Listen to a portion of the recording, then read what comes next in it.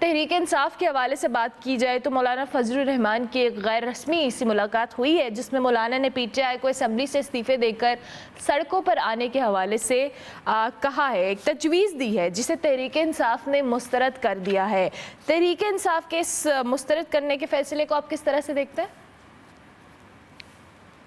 Thank you, Ursula, for having me on the show, and it's really very difficult to get up early in the morning, and I really appreciate how you guys do that every morning. I really appreciate.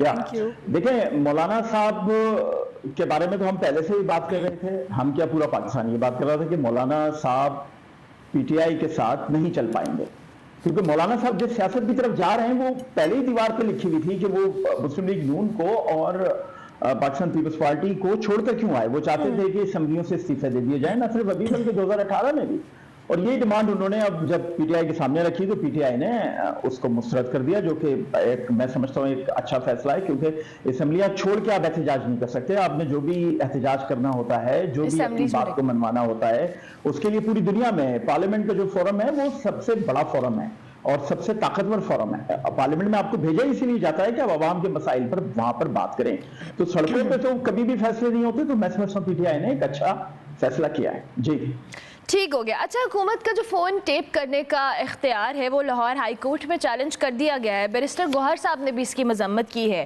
آپ کیا سمجھتے ہیں کہ یہ phone tape کرنے کی اجازت دی کیوں گئی ہے، اور دوسری جانب یہ فون ٹیپنگ کا جو معاملہ ہے یہ حکومت کے اپنے گلے بھی پڑ سکتا ہے، آپ کو لگتا ہے؟ دیکھیں فون ٹیپ کرنا یہ پوری دنیا میں ہوتا ہے اور ہو رہا ہے، اور پاکستان میں بھی ہو رہا ہے۔ یہ تو جب وہ اسلام آباد ہائی کورٹ سے کیٹیگوریکلی ایک جج صاحب نے اس پہ بات کی تو اس کے بعد یہ نوٹیفیکیشن نکالنا پڑا، ورنہ تو فون ٹیپ تو ہو رہے ہیں۔ عمران خان صاحب تو اس کے سب سے بڑے داعی تھے کہ فون ٹیپ ہونا چاہیے، اور آئی ایس آئی کا یہ حق ہے کیونکہ پوری دنیا میں جو سیکیورٹی ایجنسیز ہیں وہ سیکیورٹی میجرز کو فالو کرتے ہوئے اس طرح کے ایکشنز لیتی ہیں۔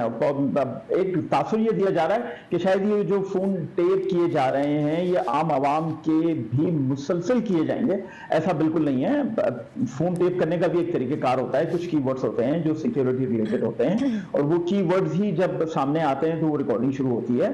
تو یہ ساری چیزیں پاکستانی قوم کے لیے، عوام کے لیے، عام عوام کے لیے اس شو کے ذریعے بھی ادروائز بھی سمجھنے کی ضرورت ہے کہ جب آپ بات کرتے ہیں کہ یہ فون ٹیپ ہوں گے تو اس کا مطلب یہ نہیں ہے کہ اب ہم اور آپ اور دنیا میں جو بھی جہاں جس سے جو بات کر رہا ہوگا وہ ٹیپ ہونا شروع ہو جائے گی، ایسا بالکل نہیں ہے۔ کچھ کی ورڈز ہوں گے، اور یہ ہو رہا ہے بہت پہلے سے، پوری دنیا میں ہو رہا ہے، اور ہر جو ایک سوورن اسٹیٹ ہے وہاں پر یہ سیکیورٹی ایجنسیز کی ایک موڈس اپراڈی ہے، اور بہت بیسک موڈس اپراڈی ہے۔ جی ٹھیک ہو گیا، ٹھیک ہو گیا۔ اچھا، حکومت کی جانب سے آئے روز مذاکرات کی بات ہوتی ہے، لیکن ایک دن پی ٹی آئی کو جلسے کی اجازت دی جاتی ہے، پھر اگلے دن اسی جلسے کی اجازت کو روک دیا جاتا ہے، انتظامیہ روک دیتی ہے۔ کہیں ایسا تو نہیں آپ کو لگتا کہ حکومت خود ہی مذاکرات کی راہ میں رکاوٹ ہے؟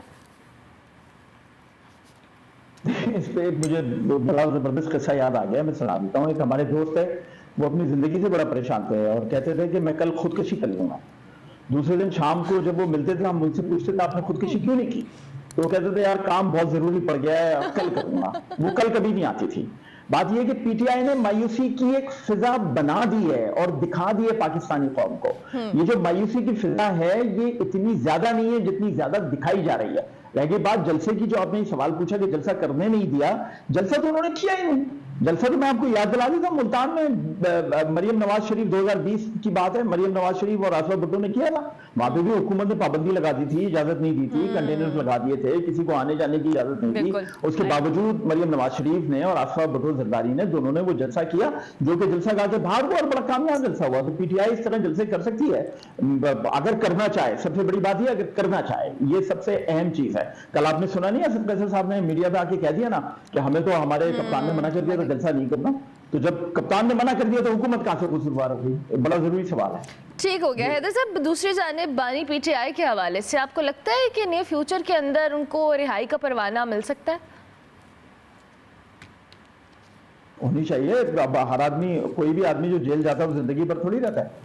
بانی پی ٹی آئی کو جیل میں رہنا چاہیے، جیل سے باہر آنا چاہیے، لیکن ظاہر ہے جب کوئی آدمی جیل میں جاتا ہے اس کا بھی ایک طریقہ کار ہوتا ہے اور جیل سے باہر آنے کا بھی ایک طریقہ کار ہوتا ہے۔ عدالتیں فیصلہ کرتی ہیں اور عدالتیں ہی اس کو انڈورس کرتی ہیں کہ جب کوئی جیل جاتا ہے تو وہ صحیح جیل آیا، اور جب وہ جیل سے باہر نکلنا ہوتا ہے تو اس کا فیصلہ بھی عدالتیں دیتی ہیں۔ अदालतों का फैसला आएगा, बानी पीटीआई जरूर जेल से बाहर निकलेंगे, एक सियासी जमात के रहनुमा हैं और उन्हें निकलना चाहिए। जी ठीक हो गया। सुप्रीम कोर्ट ने जी मखसूस नशिस्तों का मामला है, उस केस का फैसला महफूज कर लिया है। चीफ जस्टिस साहब ने फुल कोर्ट बेंच में तमाम जजेस से मुशावरत कर ली है। आप समझते हैं कि इस फैसले से मुल्की सियासत पर कुछ असरात मुरतब होंगे? फैसला देखें, जो सुप्रीम कोर्ट का आएगा, अगर आप असरात की बात करते हैं तो सबसे पहले तो देखना ये फैसला क्या आता है।